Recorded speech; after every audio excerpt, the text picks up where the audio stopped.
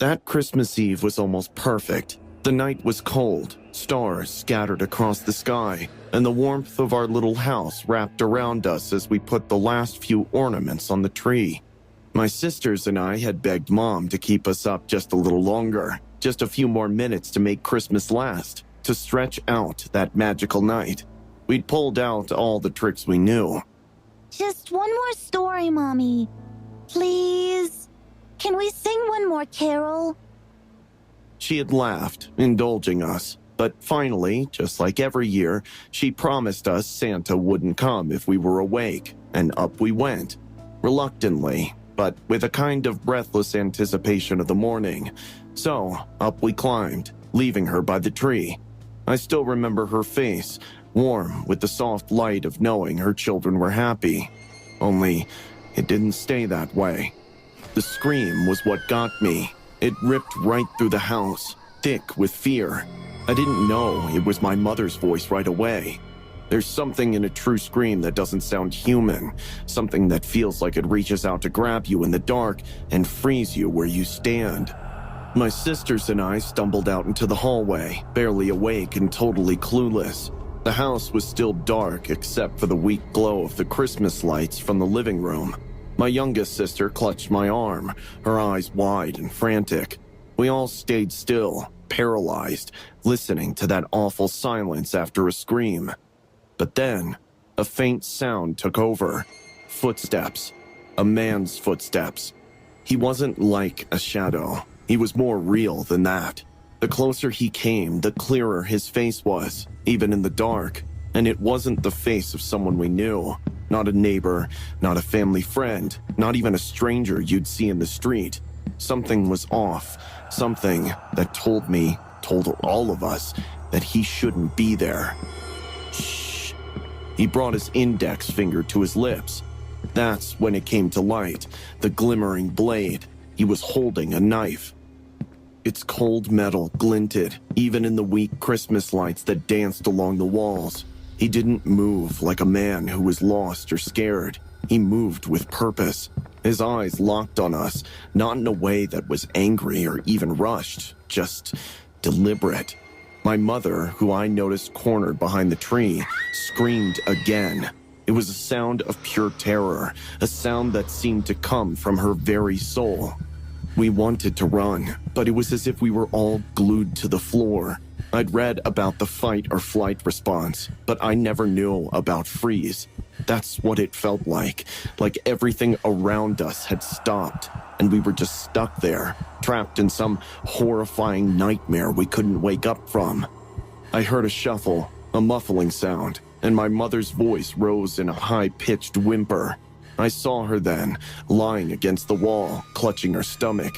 Her hands were red and sticky. Blood. So much of it. She tried to stand, but couldn't. Her face twisted with pain, fear, and something else, like she was begging us not to be there, to go away, as if that would keep us safe. He didn't stop. He just stood there, towering over her. His chest heaved as he held the knife out. His breathing filled the room, almost rhythmic.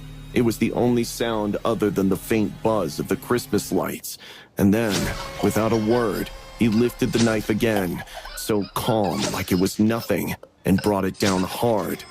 I don't remember the scream that came out of me. I don't even know if it was real or just in my head, but it was like something broke inside of me, like the scream was everything I was in that moment.